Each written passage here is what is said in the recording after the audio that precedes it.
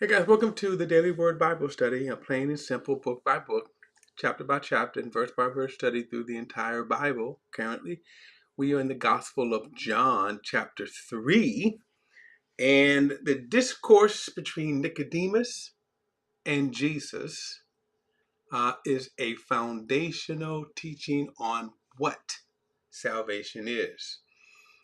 And, you know, in chapter 1, verses 1 through 18, that we spent a lot of time on, because those 18 verses kind of lay out the chapter. And when we get to verse 17 of chapter 1, and it says, the law was given through Moses, but grace and truth come through Jesus. And we're seeing this played out in this chapter, in this discourse, where Jesus is talking to a ruler of the Jews, an expert in the law of Moses, and yet tells this man he needs to be born again. He calls him out and says, you don't accept our testimony, kind of reveals his heart. But at the same time, he is going to contrast Nicodemus' entire life experience with the truth of the gospel. There are many Christians that could benefit, that should benefit from this chapter, because they have been taught. It has been ingrained in them that whatever their denomination is, but works usually comes into play, that you have to do some kind of works in order to get to heaven. So let's jump back into it, because we get to verse 16. Okay, verse 16, John 3:16, one of the most famous verse, and deservedly so. But let me go back to verse number 13, and then we will come up to 16 so you can understand what Jesus is saying. And again, keep this in mind, he's talking to Nicodemus, a ruler of the Jews.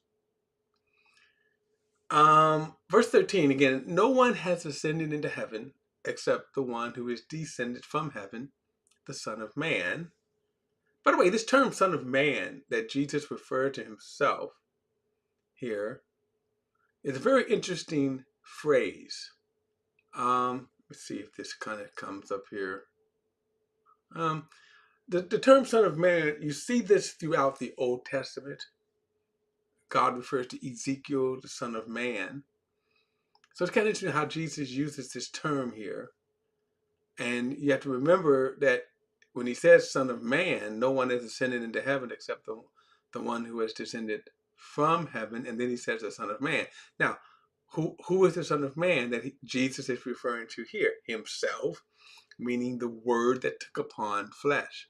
And also keep in mind, Jesus is God with two natures, 100% God and then 100% man. In other words, Jesus is not a image or form of man. And that's important. That's important theologically to make the distinction here. That in the Old Testament, you would see an angel, for example, that would take upon the appearance of a man. And these were called angel ophanies. From time you would see Jesus would take upon the form of a man, and these were called Christophanies. And then God the Father would sometimes take upon the form of a man, and then these were called theophanies. But these were, again, form. In other words, if you actually was to see, I don't know, was to touch or whatever, if you was able to grab, right? Hypothetically, because of course it wouldn't happen. But say if you was to grab and then strap down, God or Jesus or an angel, I'm going to say that if you was to say, let's dissect them, you wouldn't see human organs. You wouldn't, they're not, in a sense, real bodies. Jesus' body, which you see is Son of Man, Jesus is a real human, organs and all. It's not a form. It's just, he took upon flesh. So he says, no one has ascended into heaven except the one who descended from heaven, the Son of Man. Just as Moses lifted up the snake in the wilderness, so the Son of Man must be lifted up so that everyone who believes in him will have eternal life. So here you see the statement of Jesus, the most simple statement of salvation that is so distorted throughout Christendom. Verse 16, for God so loved the world in this way. He gave his one and only Son, so that everyone who believes in him will not perish but have everlasting life. And you know we're going to unpack this. So after saying here that, after kind of rebuking Nicodemus that he did not accept this testimony, that he said, and he uses this story straight out of the Old Testament that Nicodemus knew extremely well. That he says, all right, if you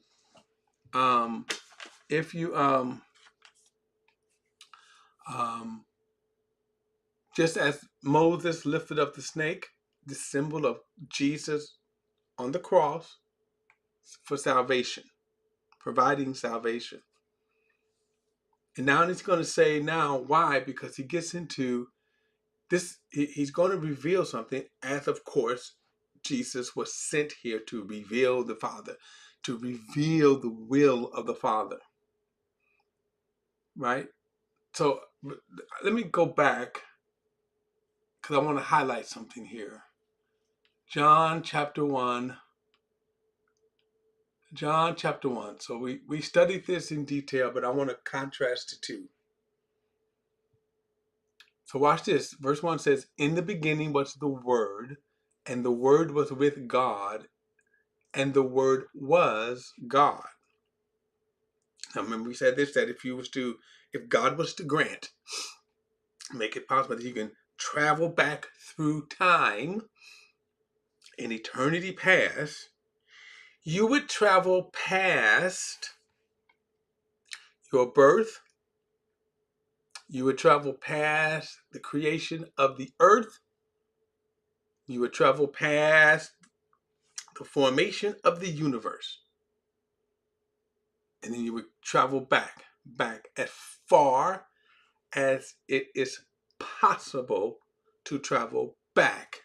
It wouldn't be time, because once you go past the earth and the universe, you are out of the confines of space time.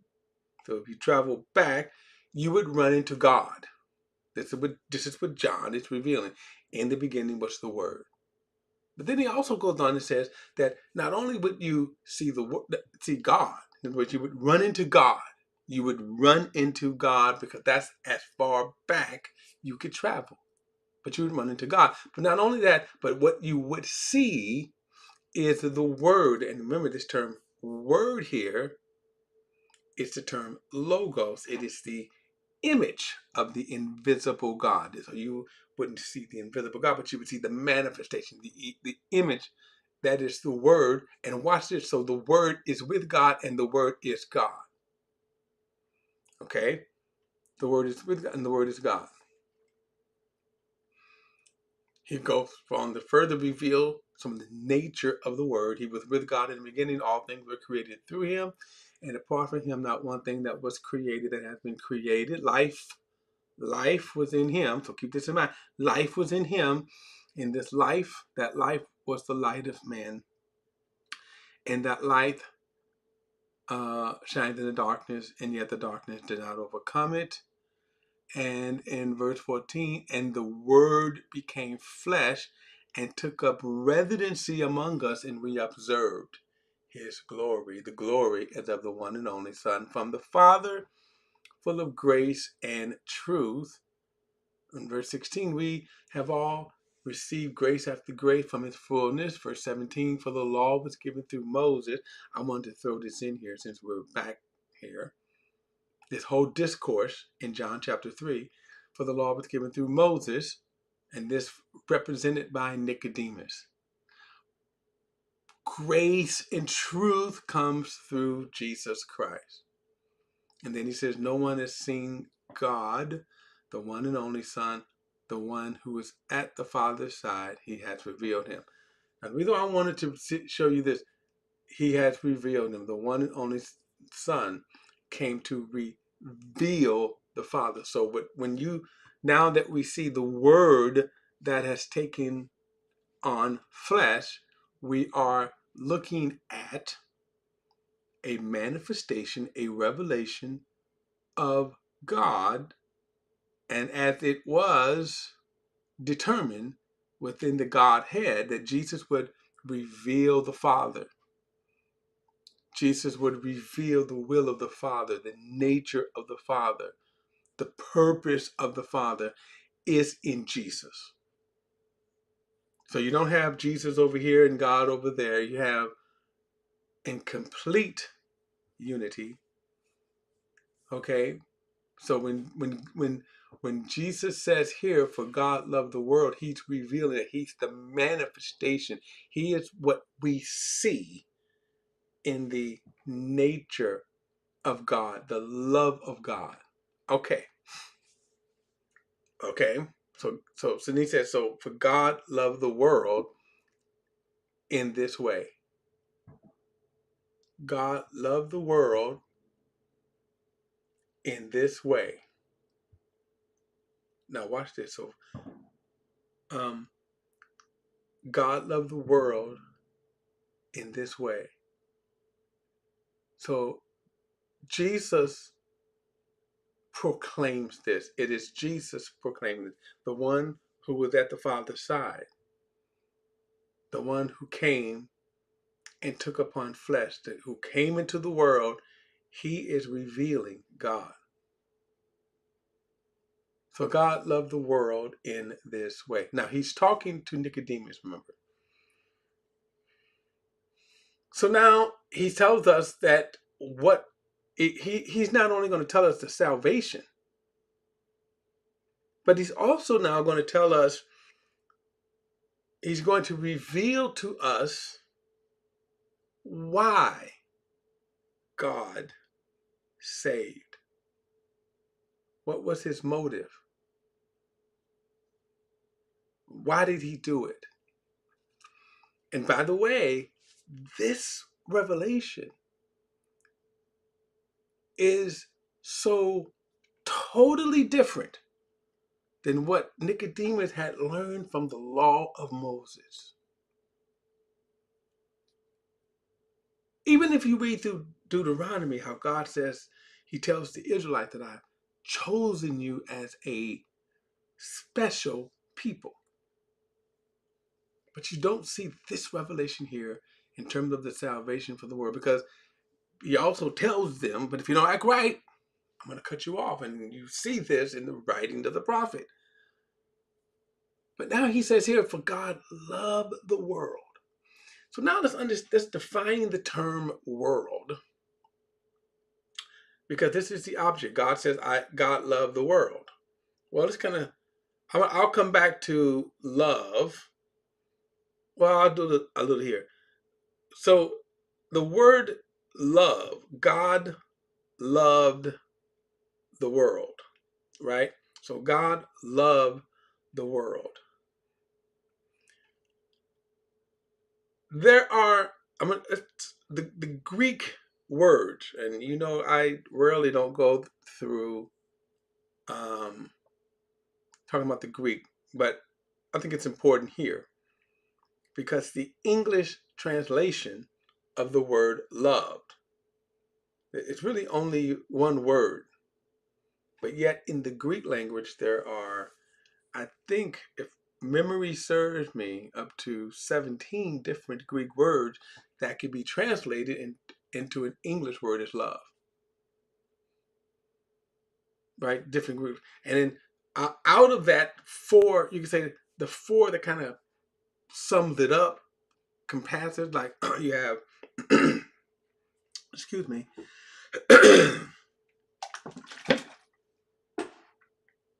you have what's called eros, and that is the sexual love. You will see that word sometimes in the porn industry. Sex, they they took it and in a sense misused it. However, the word eros, in a sense, sexual attraction or sexual love.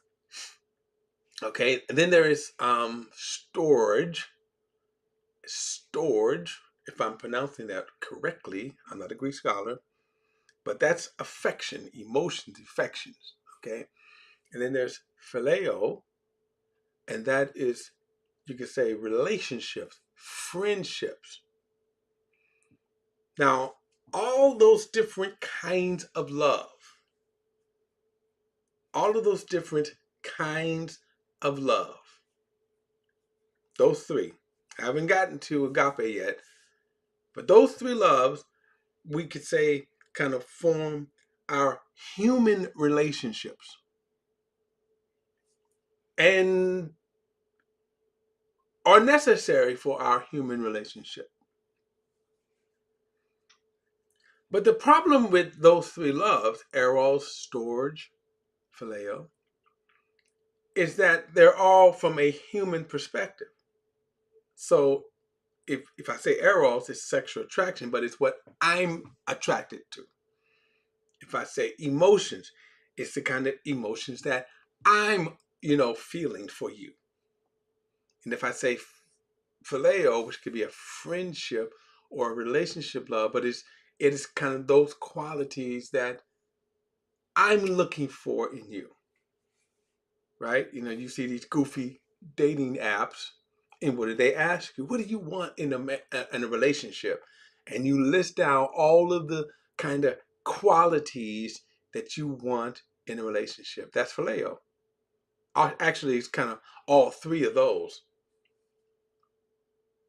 It make up when you say the kind of those kind of human love, that it's phileo, it's eros, and it's storage.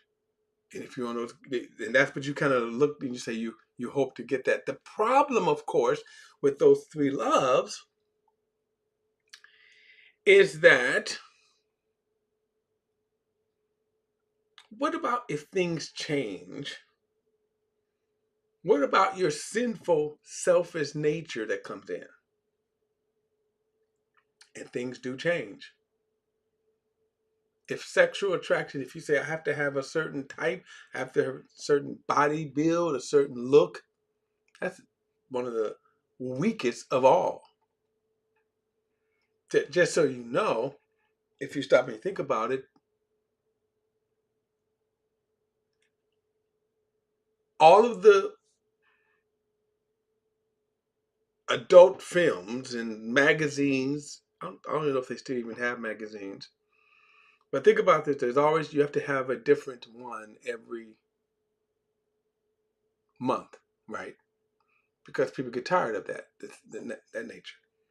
And the same thing, if you say, well, I want this person to fit this way look, um, I want this person to have these type of mannerisms, but what if they change,